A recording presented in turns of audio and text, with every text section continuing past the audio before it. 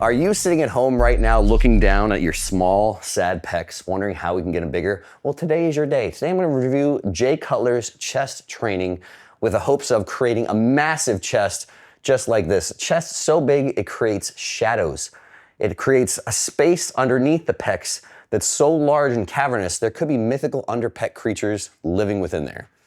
Moving on, what am I here for? What's different about what I bring to the table compared to everyone else and their mom that's reviewing workouts right now? I'm more of a mechanics guy. Mechanics meaning at the end of the day, all training is force applied to the body. So I'm gonna use my trusty pen and I'm gonna draw on Jay, so hopefully you can better see those forces and a little bit better see the anatomy of what's actually going on within the body as you're training. And that way it's not so much of a good, bad, right or wrong, it's just this is what's happening. And with that, try and really find some balance. There's a lot of people, like the meatheads, like to pick on the nerds and say, look how skinny they are. And the nerds like to pick on the meatheads and say, look, they're big dum-dums that just pick up heavy rocks and grunt. And the reality is success leaves clues everywhere and you really should be searching for balance. Balance the meathead, balance the nerd. So I'm gonna review basically some of his exercise selection a little bit, but really more than anything, looking through some of his mechanics, again, drawing some of those things on there, and really looking at the end, kind of bringing it all home after reviewing some of his big and best movements. What can you emulate? What are some actionable things? You can take some notes about yourself if you want to make your chest training better. And then I always like to put in here a couple things to help keep things in perspective. So with a couple other body parts that I reviewed as well too, I have some Jay quotes on there. I like that people like to use old school awesome meatheads like Jay as lots of times reasons to justify some of their actions when Jay himself didn't necessarily endorse some of those things. So some of the other quotes you'll see before some of the other videos, I talk about how much he recommended that you think, you educate yourself, you try and test things on your own. And here he said one of the things that he always liked to do, because this is back before everybody had phones on stands and he had to pay professional videographers, is he would like to go back and review his training footage. So he actually liked to go back, look at the video, and look at things like form and how can he make his form a little bit better. So it wasn't something where he just went in and whatever he learned from when he was 16 years old, he kept doing the exact same thing. There was always this quest to be better, even so much as looking back at video. And he kind of said the same thing I like to say when looking at form. It's like you're kind of like your game day footage, reviewing how did it go when it mattered in working sets, and always having this idea of being able to improve. Some of the other things that he did is he said, this is from his mouth, the first time he ever walked in a gym, he bench pressed 315. So I do put this in context in here where I'm well aware that, again, all of us and all of our physiques are a summation of the genetics we were given and the actions we take. So if you're watching this, you probably don't have Jay genetics. If we're talking about actions, someone always likes to say PEDs. Yes, he's a professional bodybuilder, relax. So you can get PEDs if you want, but you can't get Jay's genetics. So I have that all in mind as well too, realizing that, again, I'm gonna highlight some of the stuff that he did that's great. With that being said, you're not Jay, you don't have Jay's parents, so searching for a better way should always be something that you strive for and not necessarily just try and follow or copy someone black and white. Take the good, get rid of the rest. Something, again, just with his general training philosophies and techniques, he was known for being a very high volume guy, but I actually found clips of him talking basically, if you're looking at a lot of the variables and not overcomplicating it too much, you can't have everything crazy, crazy high. So he was basically saying he was a high volume guy, but he avoided intentionally doing too high of reps. So he knew if I was high volume and did very high reps, he kind of intuitively knew this is too much to recover from. And he also says he pretty much, again, I'll see some video that shows a little bit back and forth, but overall, always kind of stayed short of failure. So he didn't do a whole lot of forced reps, drop sets, extended sets, a whole lot past failure. He sprinkled in some drop sets here and there on leg training, I found. But overall, basically just aware of if we look at all these variables that will all lead to, in some ways, more stimulus, but also more fatigue, you can't max out all of them. So he's like, yes, I tend to like higher volume works for him, but he knew, well, at the same time, I'm gonna stick in lower rep ranges, relatively speaking, and he's gonna stay short of failure, just knowing that, well, if he did all this, he couldn't go crazy high reps and always train past failure. And so that's nice lessons we can all learn. So looking through some of his training here, the big things I wanna cover, a lot of people kind of miss this, the nerds especially miss this when they look at some of Jay's training, is yes, he has what I call like a little bit of a quicker cadence. But the reality is, cadence or an exact speed, there's nothing I would ever write. People say, well, you do a lot of tempo stuff or this and that. People see me often teaching people how to do something for the first time. So yes, like anything in life, when I'm teaching someone how to do something the first time, it's always slower. You know, when I was teaching my kids to ride their bike, I didn't put a rocket pack on them and just shoot them off into the woods or something. You start slower, you run behind him. So same thing when we're in the gym, you're not going full force, we're intentionally going slower so you can take other variables out of the equation. But once you've got it, controlled is the key. And if you watch Jay's form on everything I'm gonna show today, he is very controlled, and most importantly, controlled to where it matters, which is in the direction changes. So if you wanna focus on one great takeaway for anything that will kind of umbrella help control your form, is control the direction changes. If you control the direction changes, especially where joint torque is the highest, where it's the hardest, you're gonna be in a good boat. And then in generally, you don't wanna also have, I actually think there's more and more research showing now, you don't want excessively slow eccentrics, right? So eccentrics are responsible for a lot of muscle damage, and I'm not saying we should try and avoid them altogether, but if you're one of these people that does these 8-second eccentrics, aside from maybe a learning phase or a brand new motion or whatever it is, it's probably excessive. It's the juice probably isn't worth the squeeze type thing. So don't drop it, but at the same time, really long, slow eccentrics are probably unnecessary, and depending on a whole bunch of other factors, could be more fatigue than you really need to get for the stimulus out of them. Then one of the things I want to show that, again, we'll show specifically on this one, but he does pretty much in all of his pressing. So we're going to go a lot over pressing and flies. See if I can get this to stop. Oh, there we go. So in the bottom position, right about there, we'll see that where joint torque is the highest is basically where this line of force is furthest from the trained joint. So it's actually technically where his upper arm is a little bit higher So that's that moment arm thing. Everyone gets upset when I say moment arms. That's what it is. That's that distance, because it's not the same thing as a lever arm. I'm not drawing this distance. I'm drawing that moment arm distance, which is always going to be a 90-degree angle from that line of force.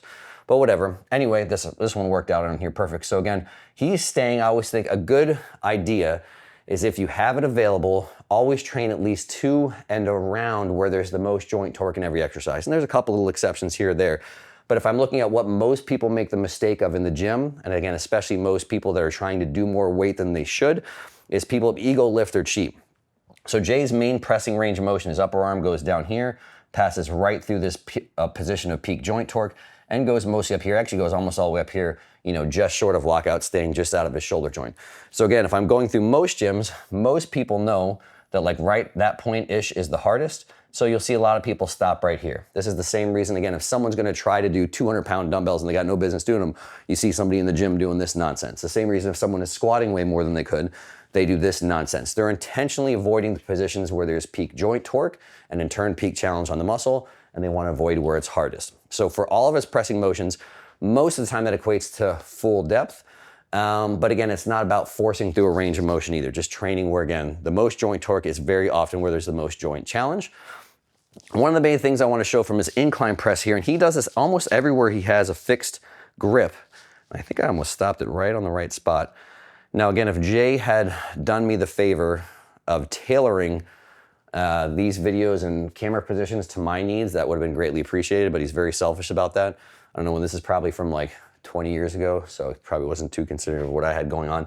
One of the things that Jay does very, very well, which is a very subtle thing, but I wanted to point out, is not going too wide on any time you have a fixed grip, because if you go too wide, you can actually limit your range of motion. So if we look at his position right here, and especially when I play the video, this isn't straight on from the front, but when we look again straight on from the front, his hand is actually slightly inside of his elbow. And I actually recommend doing that. There's a little bit of an argument for slightly more tricep involvement, but it also allows for more range of motion at the upper arm, where if someone actually takes this intentionally wide grip, so if the center point is out here, because the length of his arm doesn't change, it will basically make his arm go here, his elbow here, and then obviously his upper arm would be there. So that would be the bottom position. So just obviously this is where he is. This is where he would be with a wider grip. So some people think, I'm gonna go wider grip so I get more chest, and in some way they think they're gonna get more stretch. But if your hands are fixed, that's not the case. So basically he's losing that much range of motion. And I'm not saying that's a huge deal, but that could be 10 degrees range of motion. And a lot of people make that mistake. So again, if you're choosing a grip, now again, this is all separate from arm path, I would recommend a good kind of baseline is having that hand stacked directly above the elbow. So again, you could be out just a little bit is fine. Or again, slightly inside will generally allow for more range of motion. And especially if you're doing like Jay and the bottom range of motion is pretty much running out where you run out of range of motion from tissue there, that's pretty much a good practice.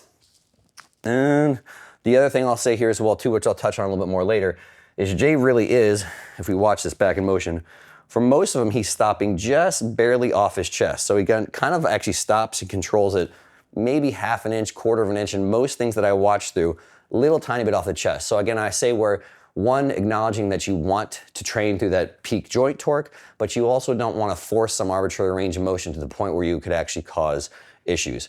And the other thing I wanted you to look through here on both of these is if we're looking at upper arm position relative to the body. Now again, all the side angles here, you can kind of see, we'll go to the side angle here. This is where I get a pretty good view of it. Again, Jay was fairly inconsiderate. This is actually probably the worst part. Let's see if I can find a slightly better one. There we go. Nope. I lost it. If we watch those back, all of his upper arm position, so if we're looking at this is his shoulders, and we would call this the high elbow position. So again, this is the shoulder joint, this is his upper arm here. He's tucked down just a little bit. And so there's a lot of, I think, bad information out there about implying that a high elbow position is bad. There's even some misinformation where people imply that it's more of a stretch on the pecs, which is just not the case. The notion of it being more stretch of the pec is anytime your pec goes from, or your upper arm goes from here to higher, that will increase the length of the pec pretty much through the entire range of motion. So longer pec, longer pec, longer pec, longer pec. So this does in fact stretch your pec unless someone's confused about how math works. Now the idea is some people say they can't actually pull their arm back as far in this high elbow position. So the notion is if you tuck here, you can pull it back further. But the length change would have to be worth making up. Again, the extra length you get going back further, if you can go back further here, would have to be more than the length lost from tucking your elbow. So anyway, all that being said, if you look at the way that Jay does almost all of his presses, he is just slightly below that high elbow position. And for most people watching at home, if you want bigger pecs, you need more overall pec development. You want to find an arm path that gets you the most overall pec development. And this tucked position is not it. This tucked position can work a lot of pec fibers from the bottom right until your body is about the side. But from that point, as soon as it starts to pass your body, it really excludes kind of more lower and the fibers that attach to your sternum. That tuck path can be very good if you're just trying to get the fibers that target more kind of or attach more to your clavicle. But again, for overall pec development, like 80% of your pec is the stuff that attaches to your sternum, not those smaller fibers that attach to your collarbone. So if you look at through pretty much all of his pressing motions, it tends to favor more of a high elbow position with a slight tuck. Now again, always listen to your shoulder joint. If anywhere up here just hurts for all your pressing, then of course train where you can train pain-free.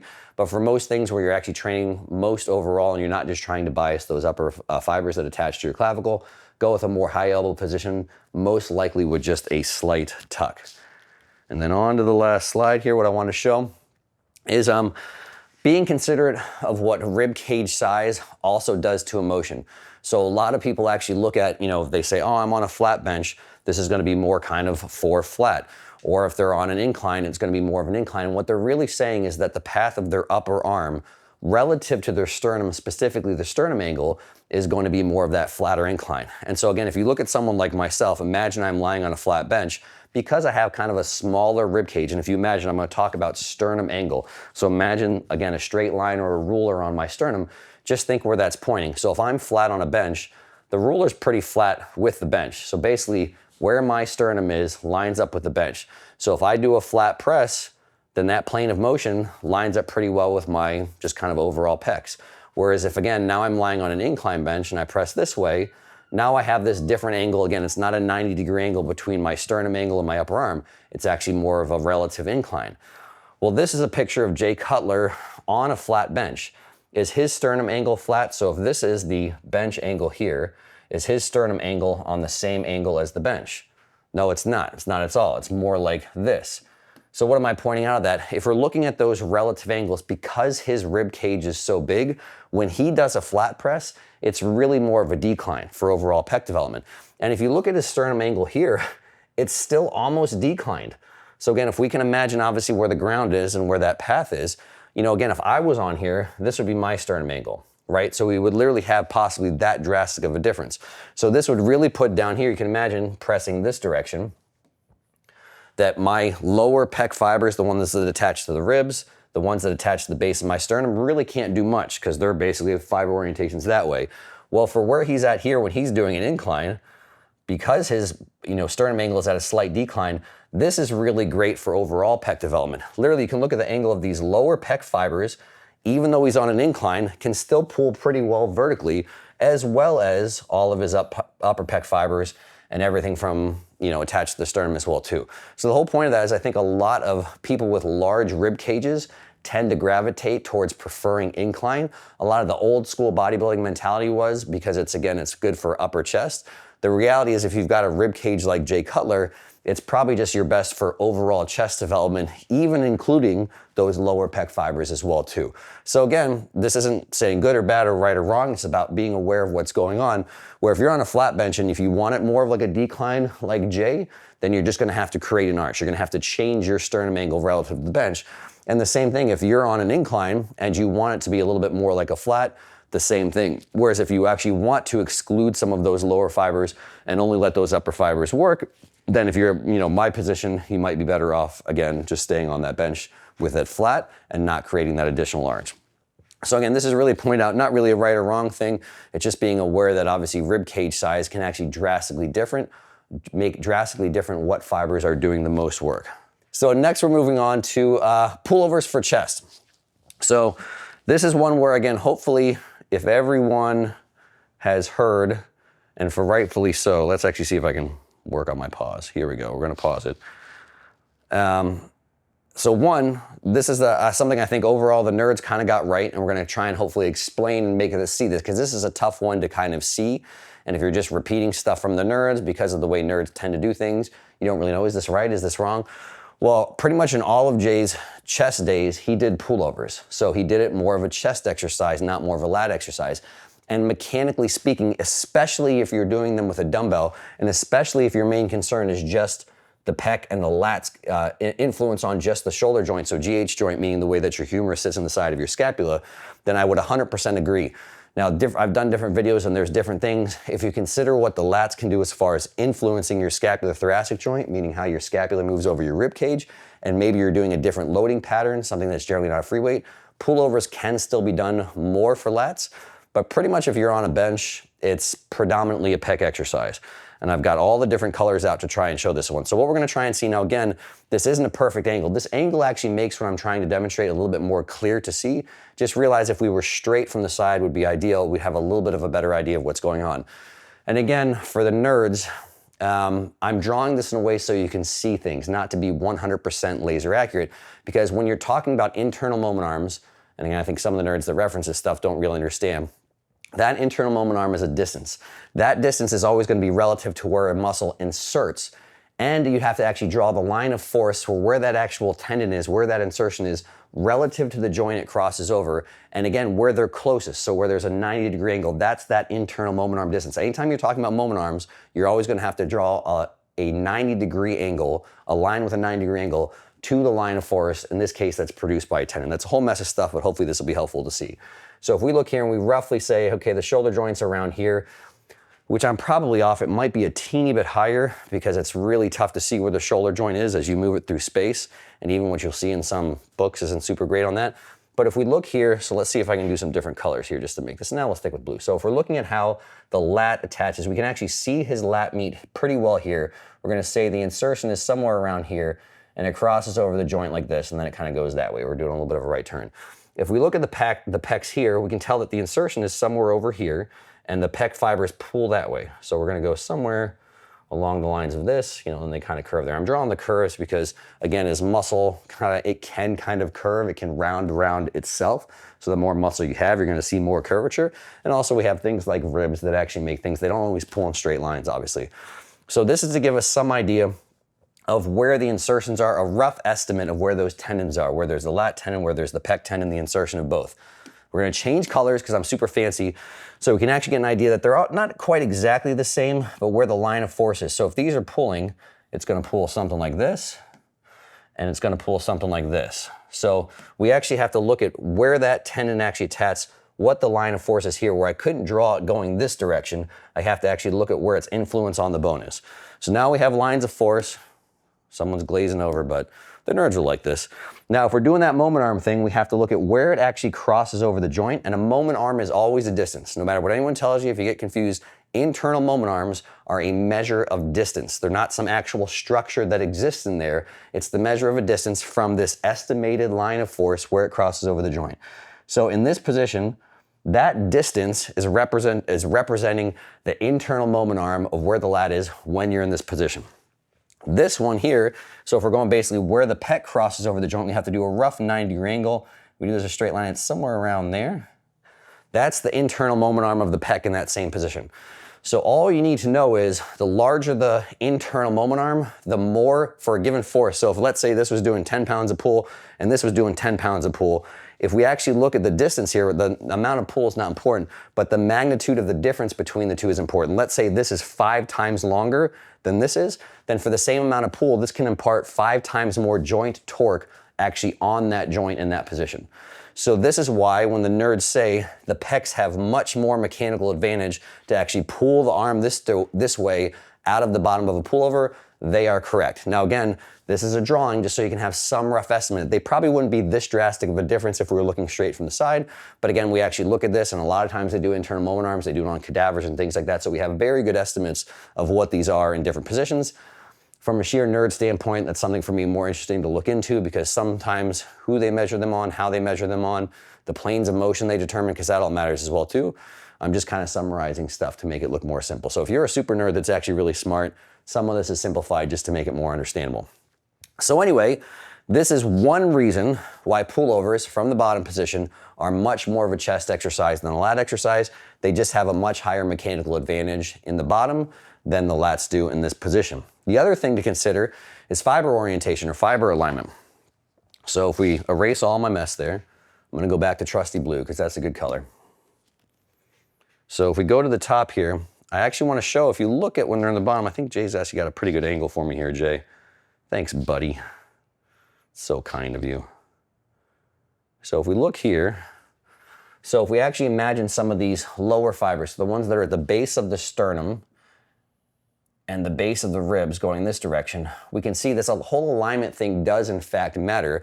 And you can see how well his upper arm pretty well lines up with that fiber orientation. So this is why a pullover as well too wouldn't be a great upper chest exercise, but the more in line with your humerus in the direction you're pulling, the more things can work. So this is really gonna be a lot for the ones that attach to the ribs and kind of to the base of the sternum. Now the only issue here, as you can imagine, is as he pulls up, if there was basically no things fixing his hand together. So that's kind of the arbitrary thing of exercise. If we actually just, his pec exists from crossing over from this bone to this bone on his ribs. And again, sometimes the dumbbell can actually limit what you're capable of doing. So the reality is, if these fibers pulled, so if you imagine these kept pulling this direction, his arm wouldn't just keep traveling like this, his arm would want to travel more like this.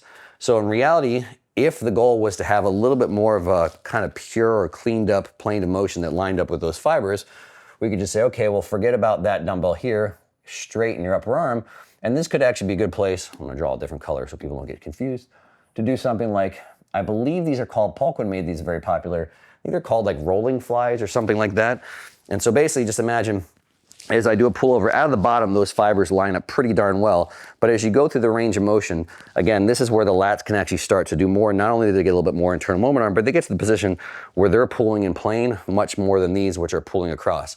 Whereas if I had a dumbbell and I could actually take it out a little bit more in line with these fibers and then kind of do a pullover motion in, it's kind of more of a fly motion. I think that's why they call them rolling flies, and you can actually do some internal, external rotation stuff, which is just a separate conversation. But this is just understanding, okay, if my goal is to go from here with maximum stretch and keep lining up with pecs, that might even be a better option. They're both great options, just realize there's a little limitation where it gets less pec, the more range of motion you go through. So just some stuff to consider it, and it's not always just a matter of internal moment arms. Plane of motion matters as well too, because if we're really accurately measuring internal moment arms, you have to do it within the proper plane, which is some things that, again, from a pure nerd standpoint, I'll look into more at some point in time. So biggest thing here that I wanted to show with Jay and his flies is a good practice is actually, is the elbow bend. So a lot of people, this is where I think the names of exercises, I've made statements or quotes that people take out of context where I say people that get too fixated on the name of exercises are stupid. And now again, I get, especially if you're a trainer and you're gonna tell your client to do an exercise, you're not gonna go through this whole thing that accurately describes every single joint position. So you might say, we're gonna squat, so they don't go actually do barbell curls on accident. But where I get things is people watch Jay do flies and they say, well, is that really a fly or is it really a press? Like, especially when he's doing his heavier ones, Like, look how much his elbow was bent. Let's see if we get a little bit more from, no, I missed it. You guys don't get him with his shirt off yet. Let's go here. But look how much his elbow was bent. And that was even a teeny bit more at the bottom. I'm gonna get it, there we go. It's a pretty drastic elbow bend there. Let's go back to blue. Blue, it's a pretty drastic elbow bend there. So again, what's the point of pointing that out? It doesn't change anything as far as, you know, his ability to fully lengthen the pec. In fact, it actually probably allows you to lengthen more. And in general, I would say that's a very good practice when you're doing flies. Why is it a good practice? Sometimes this actually allows you to get your upper arm deeper because you're not actually limiting the range of motion with how much of a bicep stretch. If you do this at home, straighten your arm as much as you can and reach as far back as you can while keeping your arm straight. If you're really paying attention, some of that tightness you can feel through here, that stretching sensation, you can actually feel radiating kind of up through your bicep, and realize even some of the sensation you might have under your shoulder might not be pec, it might be bicep. And so reality, obviously, because your bicep crosses over your shoulder joint. So some sensation down there can actually be coming from pec. So if you want to get more range of motion at your pec and potentially less limiting factor from bicep stretching, a bend in the elbow is a good idea. The only thing to consider is obviously not changing it. So if, you know, if 1 week, you know, you're doing a slight bend and then the next week you jump up from doing 50s to 90s and it really just turns into a press, standardizing things and form is important as well too. So I am aware that obviously it can get to the point where you're just bringing it closer, no longer for the considerations that I said, but just bringing it closer basically to cheat. So we want to avoid that. But this is the whole point. So again, what's the point of this and maybe not doing a pure press? Well, you still get some of the benefit of keeping that dumbbell well outside. So there are people that as they press, you know, they continually tuck in and in and in and just involve a lot more triceps so they can move more weight. So if you're still doing something you want to call a fly, so the hand is outside of the elbow, then this can be the reason to do this as opposed to just a pure press. In reality, it's somewhere between a press and a fly. Again, that's where I say names get a little stupid. Call it whatever you want, just as long as obviously you're getting the benefit. As far as your actual muscle is concerned and the joint it influences, they don't care what you name an exercise. They just care what's happening at that really where it crosses right over the joint. And then lastly, just looking at his flies, his cable flies. One, he just looks awesome. Good job, Jay. But I always say too, if you're gonna do a cable fly, make sure you actually go there and load there. Let's see if I can, there we go, that's pretty good. So a big cue that I give to people, and then we'll watch this at normal speed. A cue that I often give to people is to smash their bicep into your pec. Because in reality, if you want to fully shorten your pec, that's really the position you want to be in. Now, Jay is so massive. If you're at home, you could probably actually make your pec shorter, like me, because your biceps aren't as massive and your pecs aren't as massive. So once you get to a certain size, how much you can actually shorten and sometimes lengthen muscle can be limited by tissue, not actually what they're anatomically capable of doing. So anyway, let's watch this full speed just so we can watch Jay with the shirt off. Because if you don't like watching Jay with the shirt off, I mean, you and I just can't be friends. But watch obviously how he comes into that position every single time. Now again, I like the word of if you're gonna load that shortened position, make sure you own that position. So Jay's pretty quick in and out of there. I don't really know what's going on internally. It's still not rapidly quick. That you want to avoid where momentum ever takes you into a range of motion, not your muscle, right? So you know that if you really like launch a dumbbell sometimes, you could go through a press instead of contracting hard. You know, the dumbbell can kind of take you further through the range of motion. It doesn't seem like any of that's happening here. It seems like he's actually going through that and the hand in his upper arm is pulling into the position purely from the muscle contraction. So from your flies, you know, make sure that again, if you're going to, I think bending the elbow is a good position. And if you're going into that shortened position, just make sure you own it. And in summary, let's get rid of this now. What can we learn from Jay? Going through what we did, you know, there's no specific tempo required. Again, there might be other times that you could use tempo as a train. I'm not saying tempo is stupid because someone's gonna say that I said that. Tempo can be great as just a training tool. Like I said, to teach someone how to do something. If someone's really going way too fast, they feel like they're lowering it, but they're literally dropping it. You might want to say, hey, we're going to go this. I'm going to count to keep you slower. It's a tool, but the whole point is I don't think there's a specific tempo you have to go. Control is really the key. As long as you're just not dropping the weight faster than gravity would accelerate it, and as long as you're controlling the transitions. If you're doing chest particularly, train and make sure you train around full where there's peak joint torque. So again, all that's going to be where that line of force is a 90-degree angle is the largest from the trained joint, so it's going to be here. And then again, if you have the range of motion, make sure you train around it. Again, just looking through most gyms, if someone's going to cheat, that's a very common thing that I see, is not going deep enough to avoid where there's the most joint challenge. And on the other side of that is don't force the range of motion either. So again, especially at the shoulder joint, yes, people have this idea that's taken out of context, is if your body can go through certain ranges of motion, you should train there. But you do have to be considerate. Your shoulder has different things going on than at other joints. So absolutely, you should take your shoulder through all the range of motion that it has available. That's not the same thing as loading it through all the range of motion that it has available. So from a chest training standpoint, again, find the upper arm path. Most people watching this, again, if pecs are really the goal, find the upper arm path and stick with it. That's best for most overall pec development. Master that first, and then worry about, I'm gonna isolate this little clavicular fiber from here. When you're gripping, fix stuff, don't go super wide. It'll actually limit your range of motion, limit your ability to get into where there's joint challenge. Keep that hand stacked right above the elbow or slightly inside, if anything. In general, for more overall pec development, having a bigger rib cage is beneficial. And if you don't have one, like I said, make one. And so that's where if you want to reproduce the positions that Jay has on the exercises that I showed, realize a pretty significant arch is going to be necessary. Pullovers are for chest. So if you want to program them in there, consider programming them for chest. Or if you want something that, again, gets a lot of the same benefit and aligns maybe a little bit better with pec fibers, is going to be those roller flies. You don't have to do the internal external rotation, just a side note again. If you're gonna be doing flies, bend your elbow. And then some other stuff that's just good life advice, I think, for Jay in general. Don't be a douche. Oh, my pen is gone. Well, you guys are gonna have to see it for yourself. Imagine I underline this. Don't be a douche. If I would say there's a key characteristic about Jay that everyone kind of agree upon, he's not a douche. Not just in the gym. I do say gym etiquette. Of all the videos I watched him do, he would press 8 bajillion pound dumbbells, and I never once saw him toss them from the top. He'd always take them down to his knees, set them on the ground. And I always saw that he'd re-rack his weights. So if you at home are, doing 2 plates aside on hack squats, dude had to do 8, 9, 10, a bajillion plates aside. He took them all off when he was done. He took them off during contest prep. So good job, Jay, not being a douche. And just in general in life, everything I've heard from everyone is just a really good all-around likable guy. And then also, it certainly doesn't hurt to have lush flowing locks. So I'm one in favor of Jay bringing back this hairstyle. I mean, the current hairstyle looks good as well too, but when I think of Jay Cutler, I think of this on the cover of some 90s magazine with some girl like on him, like petting his pecs, because I want to be that girl. Because who wouldn't want to pet Jay Cutler's pecs? If you don't want to pet him, we can't be friends. Anyway, this is a perfect time to end this video awkwardly. Hope you guys enjoyed it. If you have some comments, feedback, concerns, or just want to leave some general feelings about me wanting to touch Jay Cutler's pecs, watch him train shirtless, and I think I mentioned something about under pec gnomes, leave those in the comments down below. Till the next one. After watching my content, have you ever thought to yourself, man, I like how Joe went to school for this, has more formal education than 99% of other coaches, with over 20 years and 20,000 hours experience training clients in person, how he's managed training departments for several companies and helped develop literally thousands of trainers, as well as the fact that he's won 2 overall bodybuilding titles, competed at the national level, and has trained everyone from clients in their 90s all the way up to Mr. and Miss Olympia.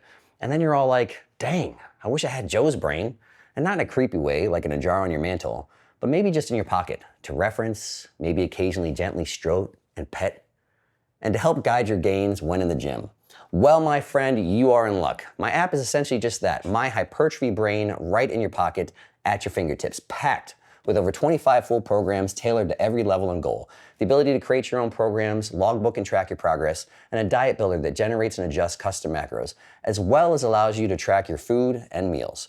It also has hundreds of hours of educational content and one-on-one support in the forums where you can get custom audio replies from myself and my coaches, and literally so much more. Best of all, you can try all it has to offer risk-free for 7 days.